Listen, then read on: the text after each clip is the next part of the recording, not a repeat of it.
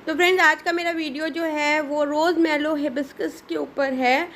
और ये जो प्लांट है ये आजकल बहुत ज़्यादा ट्रेंड में आ चुका है। ये नर्सरीज़ में इस सीज़न मुझे बहुत ज़्यादा देखने मिल रहा है। तो हम लोग भी एक छोटा सा पौधा नर्सरी से ले आए थे, जो कि ये वाला पौधा है।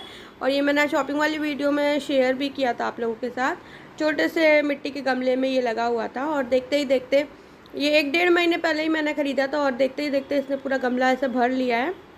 तो इस प्लांट को जब भी आप लोग ग्रो करते हो, या किसी भी इन जनरल भी अगर आप को अगर अच्छी फ्लावरिंग चाहिए, तो एकदम से मैं हमेशा बोलती हूँ कि एक बड़ा साइज़ का पॉट ना दें प्लांट को, और छोटे पॉट से ही सिलेक्ट करें। जैसे अगर आपका सपोज़ करो कि प्लांट का साइज़ कैसा है, जिस साइज़ में वो नर्सरी से आ रहा है, अगर वो बड़े पॉट में लगा हुआ है, नर्सरी से ही आपको मिल रहा है, तो आप बड़े पॉट में लगा सकते हो। बट ये मुझे छोटे से मिट्टी के पॉट में मिला था। एकदम से पौधे को कोई बड़ा साइज़ का पॉट नहीं देना होता है, क्योंकि अगर आप एकदम से दे दोगे तो जो भी न्यूट्रिशन होता है, ख़ास तौर पे जैसे जो भी हम लोग खाद वगैरह डालते हैं, स्लो रिलीजिंग फर्टिलाइजर्स वगैरह डालते हैं, वो पूरे में स्प्रेड हो जाता है और प्लांट को न्यूट्रिशन कम मिल पाता है। बट अगर आप छोटे से गमले से लगाते हो तो वो उसको न्यूट्रिशन ज़्यादा अच्छे से मिल पाता है।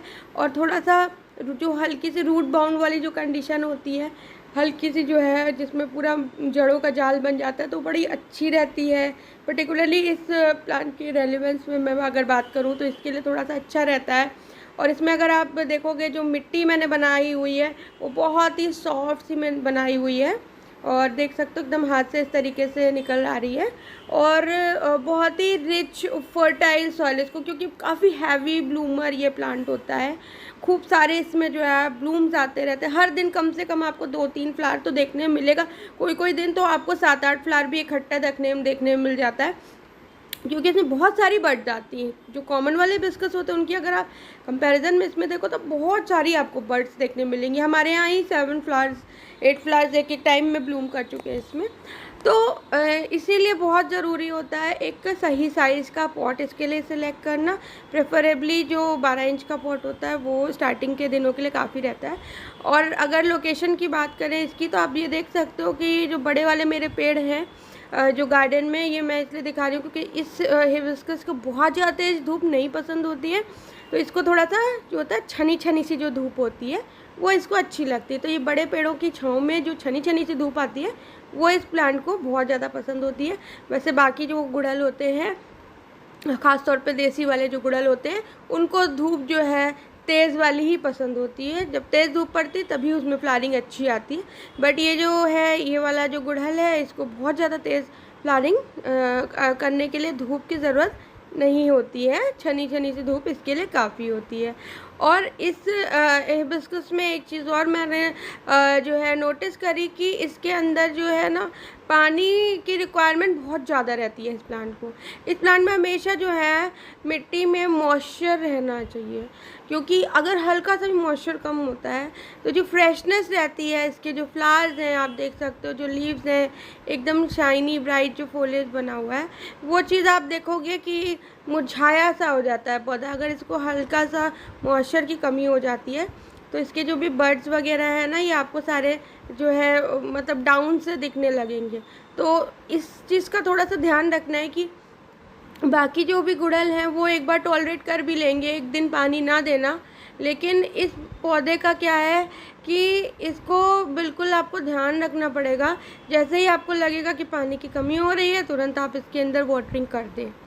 इस प्लांट को फर्टिलाइज़ करने की बात करें तो 2 वीक्स की गैप पर इसको एक बार आपको फर्टिलाइज़ करना ही पड़ेगा, क्योंकि एक बहुत ही हैवी ब्लूमर प्लांट होता है। बहुत सारी न्यू ग्रोथ बर्ड्स आती रहती हैं, और इसीलिए इसको न्यूट्रिशन की भी ज़रूरत होती है। बहुत अच्छे अमाउंट में इसको जो है न्यूट्रिशन की ज़रूरत होती ही रहती है। तो 2 वीक्स के गैप पर आप इसमें एक बार जो है डीएपी बेस्ट रहता है, क्योंकि काफ़ी अच्छा वो स्लो रिलीजिंग फर्टिलाइजर्स होता है। ये जो आप देख सकते हो ये डीएपी के ग्रैन्यूल्स हैं मेरे हाथ में, और मैं बस इस तरीके से स्प्रिंकल कर देती हूँ, या फिर कभी गुड़ाई कर रही तो गुड़ाई करते समय उसमें थोड़ा सा इस तरीके से ऐड कर देती हूँ मैं।